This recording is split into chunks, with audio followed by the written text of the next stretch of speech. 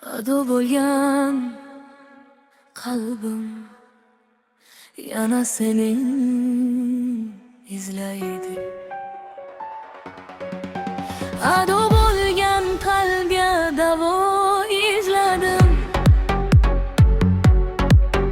Bag'rimni qo'ydirgan olov izladim.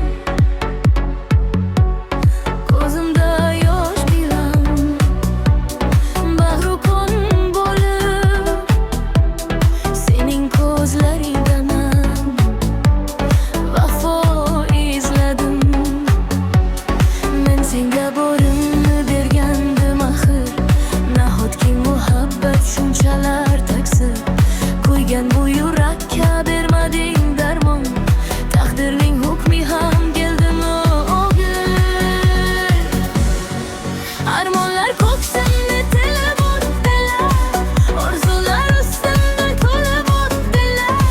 Senga atalgan o pokiza sevgim yorib bir yurakda ko'mib ketdilar. Yig'laydi bu kecha osmon hammani, eski jarohatlar dilimda yana. Senga baxt tilayman, mayli sevgilim. Men esa garibman, devonana yana. Qayt desam, qaytmaysan. Unut desam, yuragim qo'ymaydi. Endi begonamiz, begona mutlaq. Bizdan yiroq ketdi u baxtli quchoq. Kuygan bu yurakning sadosi shudir. Seni sevgan edim jonimdan ko'proq.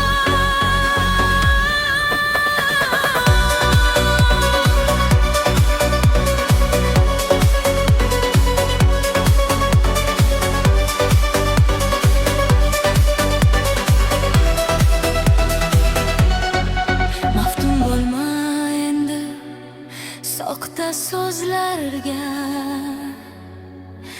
aldanib qolmagin begona ko'zlarga. Meningdek yig'latib ketmasin seni, topshirdim taqdirning achchiq izlarga.